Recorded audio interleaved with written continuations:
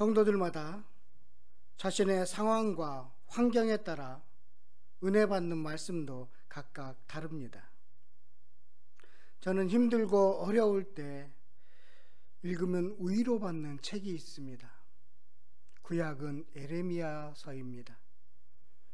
에레미야 선지자가 고난 가운데서도 넘어지지 않고 끝까지 말씀을 전하는 그런 모습의 위로를 받습니다. 신약 성경은 고린도 후서입니다. 바울은 고난 가운데서도 전도에 힘쓰는 그런 모습에 큰 위로를 받습니다.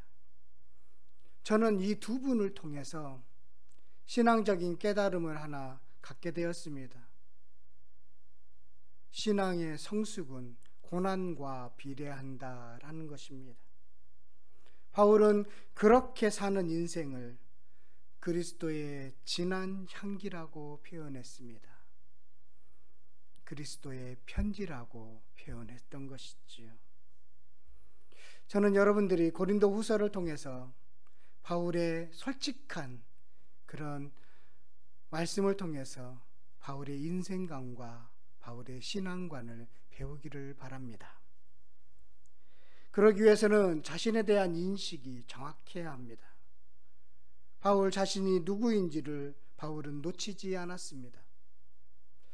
우리가 바울의 서신서 사도행전을 보면 바울은 열정적인 분이고 추진력도 대단하시고 불굴의 의지로, 신앙의 의지로 그렇게 살아가신 분으로 보입니다.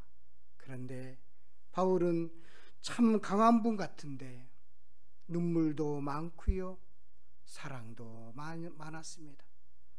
주님에 대한 사랑뿐만 아니라 제자들에 대한 사랑, 교회들에 대한 사랑이 가득했습니다. 그래서 그는 눈물로 목회를 했다라고 표현합니다. 바울이 자기 인식에 대한 뚜렷한 어떤 인식을 갖고 있었는데 바울은 자신을 질그릇으로 인정하고 있습니다. 자신은 깨지기 쉬운 연약한 질그릇이라고 비유하고 있습니다. 질그릇과 같은 바울은 낙심하지 않고 그러나 깨어지지 않았습니다. 오늘 고린도후서 4장을 보면 낙심이라는 단어가 세 군데 나옵니다.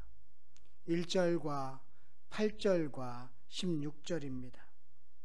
자신이 낙심하지 않은 이유를 말려주고 있습니다. 오늘 바울이 낙심하지 않고 스트레스를 해결한 신앙의 원리 세 가지를 꼭 배우시기를 바라겠습니다. 어쩌면 오늘의 말씀은 자기는 그런 처지가 아니어서 이 말씀이 들리지 않을 수도 있습니다. 그러나 나는 지금 오늘 이 낙심의 상황 속에 있었기 때문에 이 말씀이 들릴 수도 있습니다. 그 상황에 관계없이 말씀은 늘 들려야 합니다. 그래서 우리 모두가 하나님의 말씀에 순종하는 그런 시간이 되었으면 참 좋겠습니다. 첫째로요, 바울은 맡겨진 일에 대한 태도가 달랐습니다. 2절의 말씀입니다. 이에 숨은 부끄러움의 일을 버리고 속임으로 행하지 아니하며 하나님의 말씀을 혼잡하게 하지 아니하고 오직 진리를 나타내므로 하나님 앞에서 각 사람의 양심에 대하여 스스로 추천하노라. 바울은 부끄러워서 드러내지 못할 일들을 하지 않았습니다. 바울은 간교에게 행하지 않았습니다. 바울은 말씀을 왜곡하지 않았습니다. 바울은 진리를 환히 드러냈습니다. 그래서 하나님 앞에서 모든 사람의 양심에서 자신을 떳떳하다고 내세웠습니다. 자신에게 맡겨진 일에 대한 이런 태도를 갖고 있어야 낙심하지 않는 것입니다. 바울은 순수함으로 자기를 높이지 않았습니다. 말씀에 혼잡하지 않았습니다. 말씀을 더하거나 빼지 않았습니다. 긍휼하심으로 받은 이 직분, 그 직분에 그는 최선을 다했습니다. 보통 사람들은요, 사람 평가, 사람들의 뒷이야기로 들으면서 스스로 낙심하게 됩니다. 들려오는 오해와 소문에 대해서 스스로 낙심하게 됩니다. 그런 분들에게 2절은 어떻게 일어설 것인가를 알려줍니다. 성도 여러분이 지금 맡고 있는 위대한 직무라는 의식을 갖고 있어야 됩니다. 나에게 맡겨진 사회적인 일, 나에게 맡겨진 직장에서의 일, 나에게 맡겨진 교회에서의 사명, 직분, 그것은 하나님의 긍휼하심으로 나에게 맡겨졌다라는 의식입니다. 1절에서 그렇게 말씀하고 있죠. 하나님의 긍휼하심으로 자신에게 직분이 맡겨져서, 그래서 나는 절대로 낙심하지 않게 되었습니다. 하나님의 긍휼하심을 입었기 때문에 낙심하지 않는 것입니다. 저는 가끔 어떻게 저에게 나 같은 죄인이 이렇게 귀한 하나님의 말씀을 전하는 일에 이렇게 맡겨지게 되었는가, 그것을 생각할 때마다 감사가 넘칩니다. 그것을 생각할 때마다 정말로 하나님의 긍휼하심이 얼마나 깊은지를 알게 됩니다. 여러분, 주님께 부르심을 받지 않으면요, 사람께 쓰임 받으면 결국 소모품으로 그렇게 버려지게 되어 있습니다. 내가 무엇 때문에 나를 부르셨는가에 대한 확신이 흔들리면 낙심하게 되어 있습니다. 성도들의 직분도 그렇다는 것입니다. 각자에게 맡겨진 일들에 대한 자부심이 있어야 됩니다. 크고 중요하기 때문에 자부심이 넘치고 작기 때문에 초라하다라는 그런 것이 아닙니다. 작은 일에도, 눈에 보이지 않는 일에 대해서도 자부심을 가지셔야 됩니다. 그게 긍휼하심을 입은 사람들의 태도입니다. 제가 여기까지 올 수 있었던 이유는 단 한 가지입니다. 2절 말씀이 저를 붙들었기 때문입니다. 저에게 맡겨진 일에 저에서 최선을 다하려고 했습니다. 말씀은 전하는 자의 사명에 최선을 다하려고 했습니다. 말씀을 혼잡하지 않게 하려고 최선을 다했습니다. 그런 확신이 없었다면 저는 이 자리에 여기까지 올 수 없었습니다. 그러기에 크고 작은, 위대하고 적은 일에 관계없이 낙심하지 않고 여기까지 온 이유입니다. 여러분, 저는 지난 한 주 동안 4절의 말씀에 대한 깊은 묵상과 더불어 개인적인 사죄의 시간을 보냈습니다. 4절의 말씀처럼 세상의 신이 믿지 않는 자들의 마음을 혼미하게 한다는 말씀을 너무나 잘 알고 있기 때문입니다. 요한은 그 세상의 신, 이 신을 이 세상의 임금이라고 했고, 에베소서 2장 2절에는 공중의 권세 잡은 자라고 했습니다. 예수님은 제자들에게 주기도문을 가르치면서 악한 자라고 했습니다.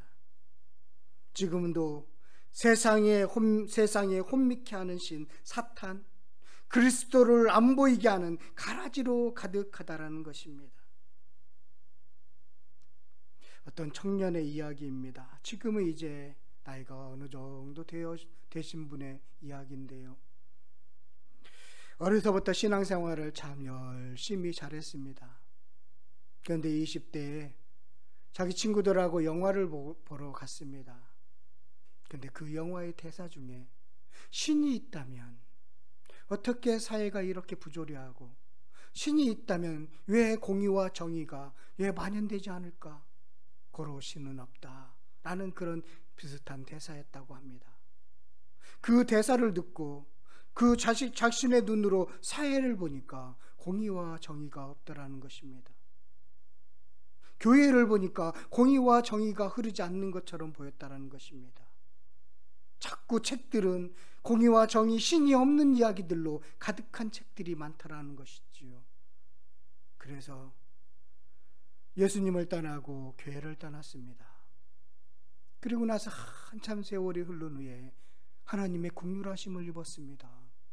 하나님의 부르심을 입었습니다. 그래서 다시 신앙생활을 하고 다시 보니까 예수 그리스도가 진리구나라는 것을 알게 되었다라는 그런 이야기를 들었습니다. 마음이 혼미하게 되니까 예수님이 믿어지지 않습니다. 저도 대학 시절에 어느 후배에게 마음이 혼미하게 하는 어떤 말들을 던졌는데 그 친구가 그것을 받아들이고 아직도 마음이 혼미한 상태로 살아가고 있는 것을 봤습니다. 오래간만에 만난 후배였는데, 그래서 그 후배에게 미안하다. 예수가 진리였는데 나도 잠시 혼미하게 되었다.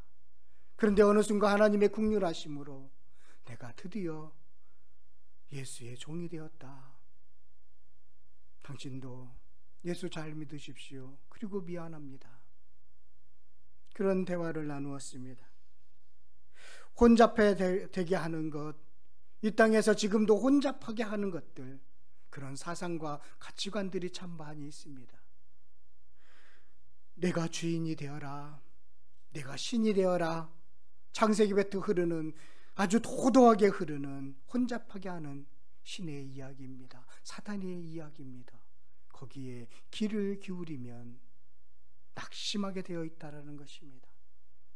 혼미케 하는 신에 사로잡히면 말씀이 안 들립니다. 성경에 안 믿어지는 이야기들로 가득합니다.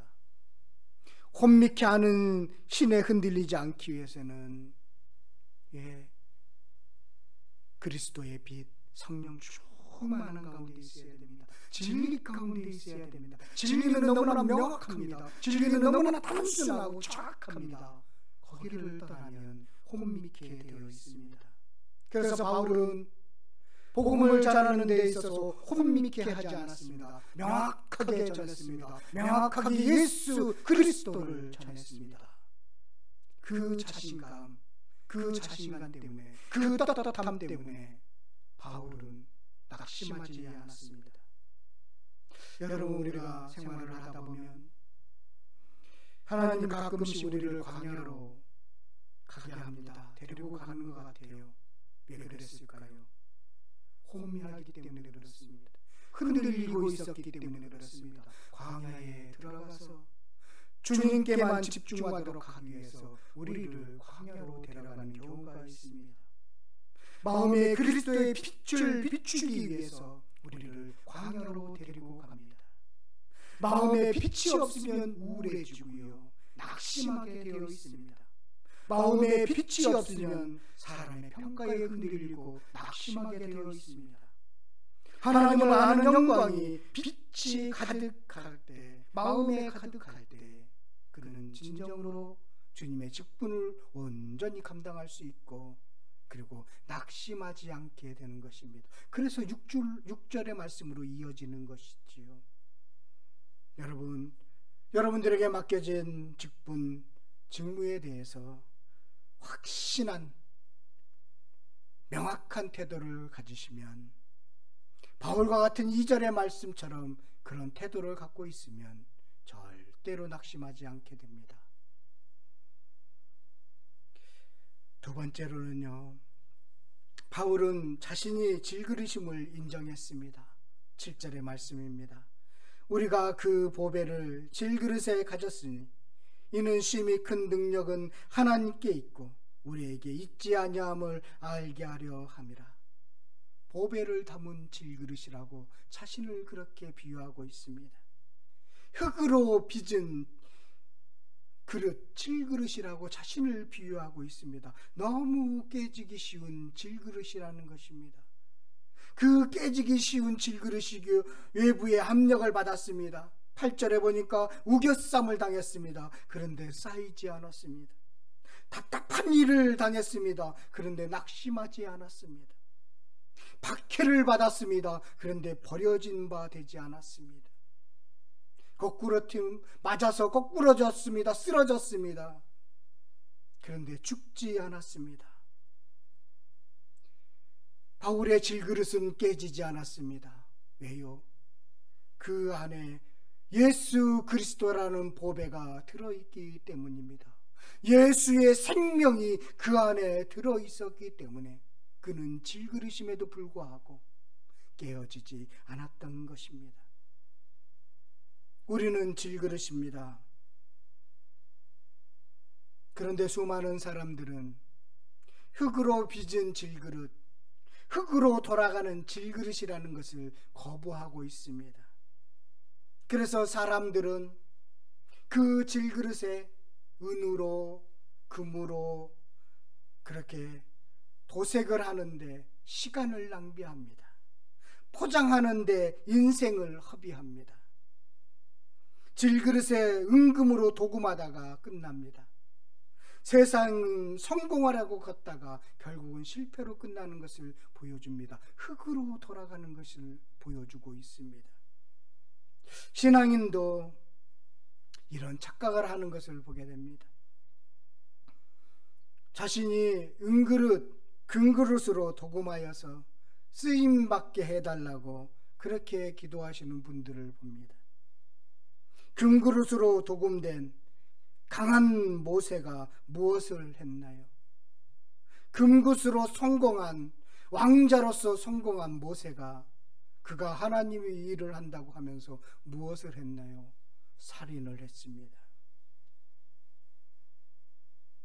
나는 아무것도 아니라는 것을 인정할 때 하나님과의 관계가 바르게 정립됩니다. 내가 약해져야 능력의 통로가 됩니다. 하나님은 모세를 질그릇으로 다시 빚어서 하나님의 능력을 드러나게 했습니다. 겉으로 포장된 금도금 다 벗기고 음도금 다 벗겨서 존재로서 하나님을 만나고 나서 그는 질그릇인 상태로 하나님의 영광의 일에 동참하게 되었습니다. 연약한 그릇에 담긴 이유는 보배가 더 드러나게 하기 위해서입니다. 참 놀라운 일이죠. 여러분, 자신의 연약함에 대해서 낭망하거나 실망하지 마십시오. 주님을 더 드러내기 위해서 잠시 연약하게 했을 뿐입니다. 약함을 인정해야 강한 것을 붙들 수 있습니다. 보배를 바라보며 붙잡아야 넘어지지 않습니다. 하나님은 그래서 이렇게 말을 합니다. 너는 약하다. 너는 질그릇이다. 나에게 붙어 있어야만이 강하게 된다라고 말씀하십니다. 열왕기하 6장에는 우겨쌈을 당한 엘리사의 제자 게하시에 대한 이야기가 납니다. 아람 군대가 쳐들어왔습니다. 그리고 엘리사가 머물고 있는 성을 에워쌌습니다. 아침에 일어나서 게하시가 보니까요, 아람 군대가 빙 둘러 에워쌌고 있는 거예요. 선생님, 큰일 났습니다. 아람 군대가 우리를 에워싸고 있습니다. 그때 엘리사가 게하시에게 너 그걸 보고 있지 못하느냐? 내 눈을 들어 봐라. 그러면서 내 눈이 열려 천군 천사가 우리를 에워싸고 있는, 그들을 에워싸고 있는 것을 보기를 원한다 라고 할 때 게하시의 눈이 열리고 아람 군대보다 훨씬 많은 천군 천사가 에워싸는 것을 보게 됩니다. 그것이 바로 16절부터 이어지는 보이지 않는 것을 본 믿음인 것입니다. 우겨쌈을 당해서 쌓이지 않는 이유는 바로 그런 믿음을 갖고 있었기 때문에 가능하다라는 것입니다. 그러면 낙심하지 않습니다. 그러기 위해서는 우리는 질그릇이라는 것을 늘 잊지 말아야 됩니다. 예레미야서 18장에 보면 토기장이의 비유가 나옵니다. 하나님이 어느 날 예레미야에게 토기장이 집에 내려가라고 합니다. 내려가서 보니까 토기장이가 진흙을 가지고 그릇을 만들고 있습니다. 만드는 중에 터져버렸습니다. 그러면 버려질 것 같죠? 아니요. 그 흙을 다시 모아서 자신이 생각했던 모양대로 다시 그릇을 만드는 모습을 봤습니다. 예레미야서 18장 16절에 이스라엘 족속아, 진흙이 토기장이의 손에 있음 같이 너희가 내 손에 있느니라. 질그릇이 주님의 손에 있는 한 그는 빚어지게 되어 있습니다. 좋은 그릇으로 빚어지게 되어 있습니다. 문제는 진흙이 아니라, 질그릇이 아니라 옹기가 되면 문제가 됩니다. 그래서 예레미야서 19장은 잘못된 상태로 굳어버린 옹기에 대한 이야기가 나옵니다. 하나님은 더 이상 쓸모없는 그 옹기를 깨트리십니다. 보배가 들어있지 않은 채 굳어버린 그 옹기는 쓸모없게 되는 것입니다. 소모품으로 버려지는 것입니다. 우리는 보배가 가득한 질그릇입니다. 그러기에 우겨쌈을 당하도 쌓이지 않고 박해를 당하도 넘어지지 않고 쓰러지지 않고 낙심하지 않는 진정한 주님의 자녀가 되는 것입니다. 그럴 때 스트레스를 받지 않는 것입니다. 세 번째는 뭘까요? 보이지 않는 것을 바라봤습니다. 16절에 보면 그러므로 우리가 낙심하지 아니하노니 우리의 겉사람은 낡아지나 우리의 속사람은 날로 새로워지고 우리가 잠시 받은 환난에 경한 것이 지극히 크고 영원한 영광에 중한 것을 우리에게 이루게 함이니 우리가 주목한 것은 보이는 것이 아니요 보이지 않는 것이니 보이는 것은 잠깐이요 보이지 않는 것은 영원합니다. 다른 것을 바라봐야 합니다. 속사람을 바라봐야 합니다. 영광을 바라봐야 합니다. 의미를 바라봐야 합니다. 겉사람은 시간적으로 짧고 무게는 가볍습니다. 그러나 속사람은 영원해서 그와는 비교할 수가 없다라는 것입니다. 겉사람을 보기 때문에 낙심합니다. 사람들은 다 30 이후가 넘으면 자신이 늙었다고 이야기합니다. 왜 그런 말을 할까요? 사람들이 자신이 늙었다라는 기준점이 있는데 그 기준점이 20대 초반이라는 것입니다. 그거에 비교해서 자신은 늙었다라는 것입니다. 겉사람은 늙어가게 되어 있습니다. 나이 먹은 감을 인정하십시오. 눈에 보이는 것은 낡아집니다. 명예도 낡아지고요, 권력도 떠나가게 되어 있습니다. 겉사람은 다 낡아지고 후패하게 되어 있습니다. 그런데 나에게 주어진 환난을 바라볼 때 낙심하게 되는 것이죠. 지금 보이는 것만 보면 낙심하게 되는 것이죠. 겉사람만 보면 낙심하게 되는 것이죠. 왜 이렇게 안 보일까? 왜 이렇게 아플까? 낙심하게 되는 것이죠. 그러나 속사람을 보십시오. 속사람을 다듬으십시오. 속사람을 성찰하십시오. 그러면 이런 말을 듣습니다. 저는 참 못생겼는데, 못생겼는데 참 정이 갑니다. 영원한 것을 보았기에 잠시 보이는 것에 묶이지 않는 삶을 살게 됩니다. 보이지 않는 것에 주목하면서 사는 것이 바로 믿음의 본질입니다, 여러분. 히브리서 11장 27절에 보면 보이지 아니하는 자를 보는 것 같이 하여 참았으며 보이지 아니하는 자를 보는 것 같이 하여 참았다. 모세가 그렇게 살았다는 것입니다. 보이지 않는 것에 주목하고 보이지 않지만 보이는 것으로 믿어지는 것입니다. 눈에 잡히지는 않지만 잡히는 것으로 믿어지는 것입니다. 느껴지지 않는 것 같은데 느껴지는 것처럼 믿어지는 것입니다.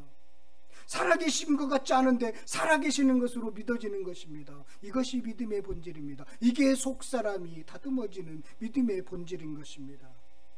그러면 낙심하지 않게 되어 있습니다.